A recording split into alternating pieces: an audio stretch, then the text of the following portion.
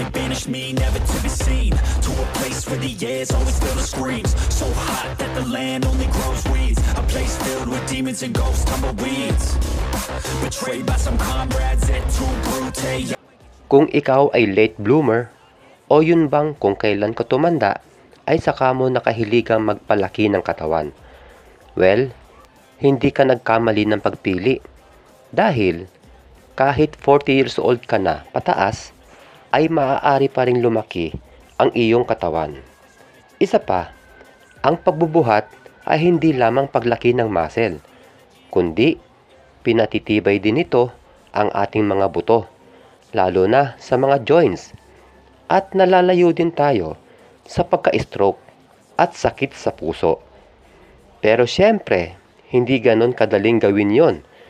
Ito ay dapat dumaan sa isang proseso, gaya ng ibang mga beginners. Kailangan mo ng tamang workout program, nutrisyon, at sapat na muscle recovery. Handa ka na ba? Tara, pag-aralan pa natin. Oo nga pala, tumatanggap pa rin ako ng online coaching. Kahit anong edad mo, babaguhin natin ang iyong katawan. Kung interesado kayo, message nyo lang ako sa Facebook. Thank you. Unahin natin yung workout program. Siyempre dahil may edad na tayo, hindi natin pwedeng gayahin yung mga workout program ng mga mas nakakabata sa atin.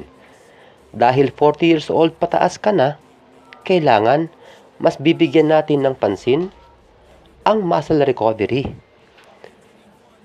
Nakaka-recover ang ating muscle mula sa mga pagpapahinga o pagtulog o kung saan hindi tayo nagbubuhat. Kaya narito ang magiging panimulang workout program mo.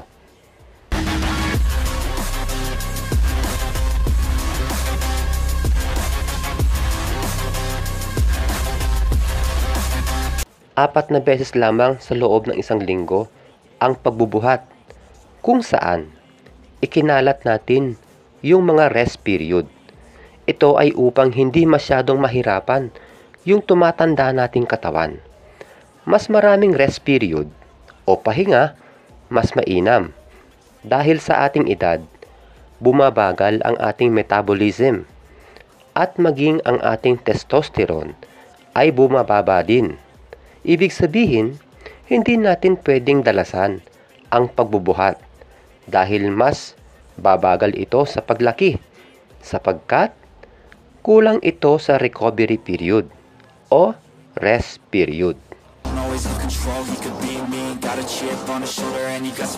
Sa ating workout program, marahil napansin nyo na 2 beses itinitrain ang bawat muscle group kada linggo. Halimbawa, chest day ka nung Lunes at chest day ulit sa Huwebes.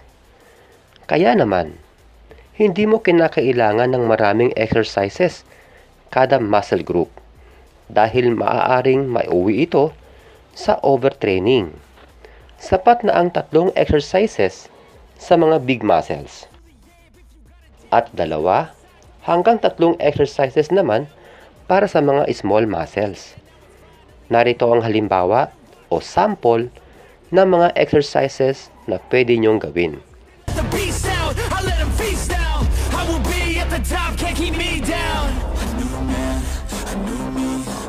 Watch out, you ain't never seen a beast.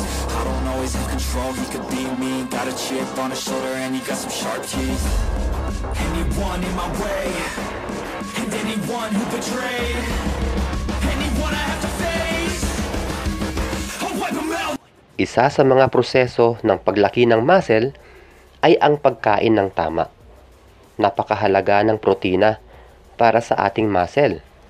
Kumain ng maraming protina, gaya ng itlog, manok, isda at baka.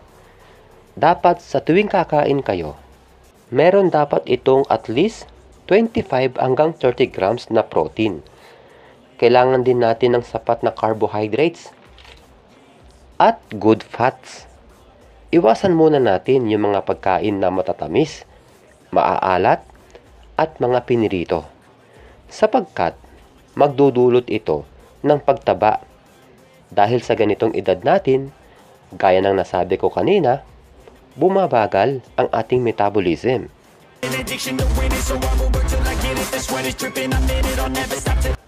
Ang pagpapahinga o pagtulog ng sapat ay isa sa pinakamahalaga sa paglaki ng ating muscle.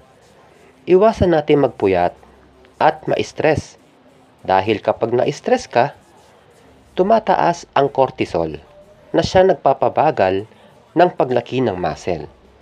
Cool ka lang at huwag maging mainitin ang ulo. Ang pagkain din ng sapat na protina ay nakakatulong upang mapabilis din ang recovery period.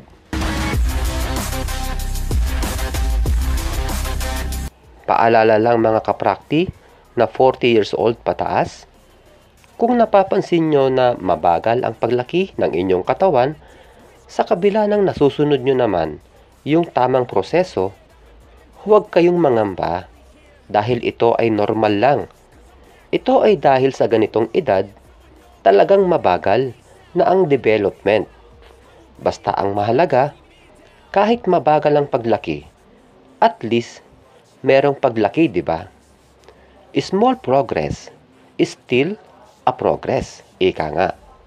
At lagi kong sinasabi, ang paglaki ng muscle ay hindi nakukuha sa pagbubuhat lamang dahil kailangan mo rin dito ng sapat na tulog at tamang pagkain.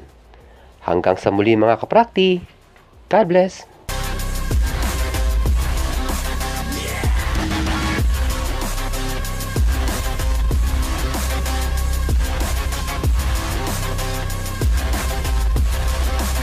They banish me, never to be seen, to a place where the air's always filled with screams, so hot that the land only grows